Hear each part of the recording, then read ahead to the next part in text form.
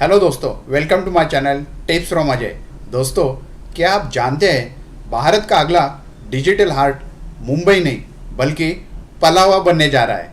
ये वो जगह है जहां लोढ़ा ग्रुप ने 30,000 करोड़ का ऐसा मास्टर स्ट्रोक खेला है जो आने वाले 10 सालों में पूरे रियल एस्टेट गेम को बदल देगा। दोस्तों, पलावा सिटी एक ऐसा विजन है जहां हर बिल्डिंग, हर रोड और हर सेंसर टेक्नोलॉजी से ये जुड़ा होगा। यहाँ सिर्फ घर ही नहीं बन रहे, यहाँ बन रहा है इंडिया का फुल स्केल डिजिटल इकोसिस्टम, जहाँ डेटा सेंटर्स, स्मार्ट इंफ्रास्ट्रक्चर और फ्यूचरिस्टिक बिजनेस पार्क एक साथ ही खड़े होंगे। दोस्तों, लोढ़ा का ये 30,000 करोड़ का प्रोजेक्ट सिर्फ रियल एस्टेट ही नहीं है, ये एक डिजिटल इकोनॉमी जोन है जहाँ IT, AI और स्मार्ट लिविंग को एक ही ब्लूप्रिंट में पिरोया गया है। सोचिए, जब डिजिटल इंडिया का हार्ट बीट मुंबई से कुछ किलोमीटर की दूरी पे पलावा में धड़कने लगेगा तो आसपास की लैंड प्राइसेस, जॉब्स और बिजनेस अपॉर्चुनिटीज़ की स्पीड से बढ़ सकती है। यस, यही है लोढ़ा का असली master stroke. Vision plus execution plus future demand का परफेक्ट कॉम्बिनेशन। और आज इस वीडियो में हम आपको बताने वाले हैं लोढ़ा का इस 30,000 करोड़ का मास्टर प्लान का क्या महत्व है, कौन से सेक्टर सबसे ज़्यादा फायदेमंद रहने वाले हैं और पलावा क्यों बन रहा है इंडिया का नेक्स्ट डिजिटल कैपिटल।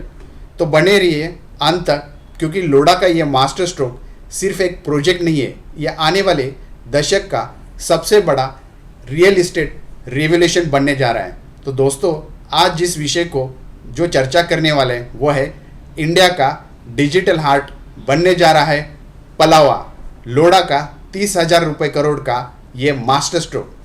ये काफ़ी इंटरेस्टिंग वीडियो रहेगा, वीडियो अंत तक देखिए और वीडियो अच्छा लगा तो कमेंट करके हमें ज़रूर बताइए। तो चलिए दोस्तों, इस विषय को लेके आगे चर्चा करते हैं।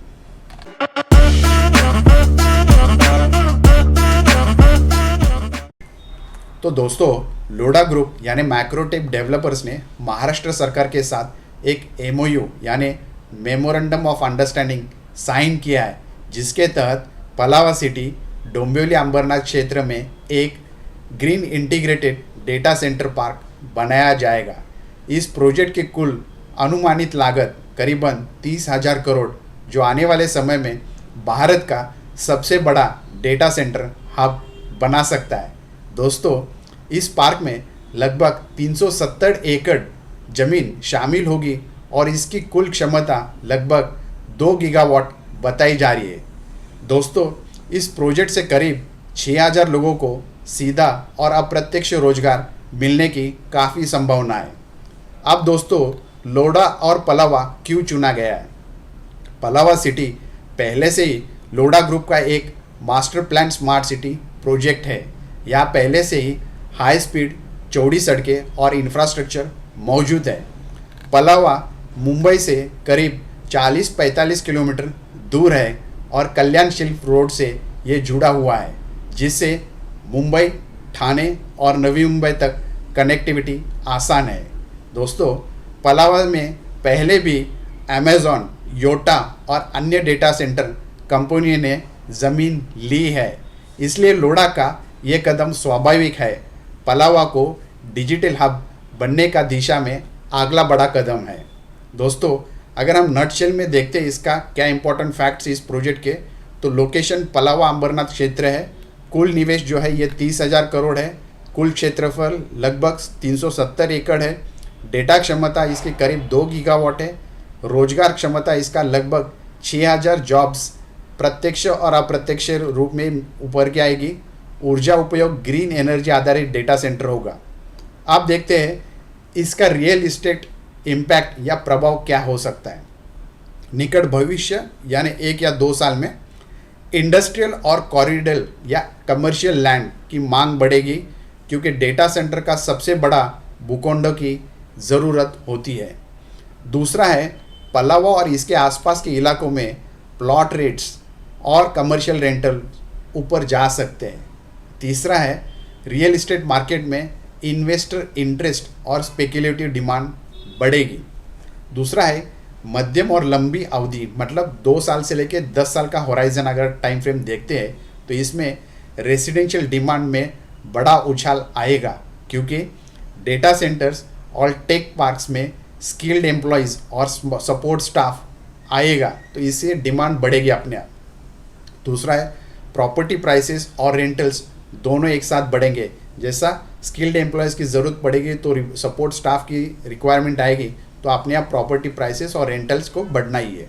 तीसरा है लोकल इंफ्रास्ट्रक्चर, जैसा रोड्स, पावर, वाटर या पानी में सुधार होगा, जिससे आसपास के क्षेत्रों में जैसे खास तौर पे कल्याण, डोंबिवली, तलोजा, अंबरनाथ और नवी मुंबई को भी इसका फ़ायदा मिलेगा। स्मॉल बिजनेसेस से छोटे जो बिजनेस होते हैं, खास तौर पे होटल, कैफ़े, लॉजिस्टिक्स, रिटेल को भी इसका बड़ा बूस्ट मिलेगा।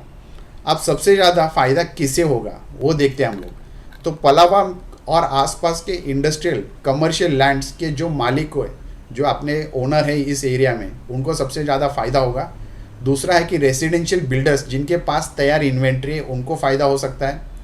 तीसरा है कि रेंटल इन्वेस्टर्स जिनके 1 BHK 2 BHK या स्टूडियो अपार्टमेंट से, उनके लिए ये सबसे बड़ा फ़ायदेमंद प्रोजेक्ट होगा।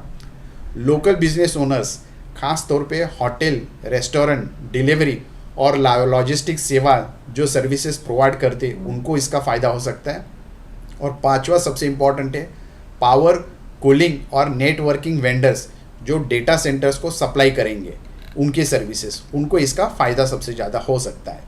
आप देखते हैं कि जो संभावित चैलेंजेस क्या होगी। एमओयू सिर्फ शुरुआती घोषणा है, मेमोरेंडम ऑफ अंडरस्टैंडिंग जो होता है दो पार्टीज़ में, जहां यहाँ पे लोडा और हमने देखा है गवर्नमेंट ऑफ महाराष्ट्र के साथ ये एमओयू जो साइन हुआ है, तो ये सिर्फ शुरुआती घोषणा है। इसका मतलब ये नहीं है कि प्रोजेक्ट कल से शुरू होगा। इसके कुछ प्रोटोकॉल्स होते हैं, इसका कुछ टाइम फ्रेम होता है, इसके कुछ अप्रूवल्स होते हैं, वो कंप्लीट होने के बाद ही ये प्रोजेक्ट का काम चालू हो सकता है।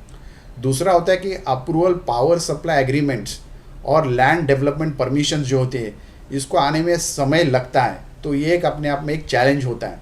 तीसरा होता है कि स्पेकुलेटिव प्राइस बबल बन सकता है, इसलिए बिना ग्राउंड अपडेट के खरीदारी करने से बचे। थोड़ा हमें इसके ऊपर वॉचफुल रहना है, समझना है और प्रॉपर लीगल एडवाइज़र या कंसल्टेंट के थ्रू ही एक एक्शन प्लान करके अप्रोच करना है इस प्रोजेक्ट में। इंफ्रा डिले या पॉलिसी चेंजेस जो होते हैं, ये प्रोजेक्ट टाइमलाइन को स्लो हो सकती है अगर किसी कारण प्रोजेक्ट में कहीं ना कोई एक्टिविटी में या चैलेंज आ सकती है। तो अब इस प्रोजेक्ट में जो निवेश करना है उसका एक्शन प्लान क्या होना चाहिए।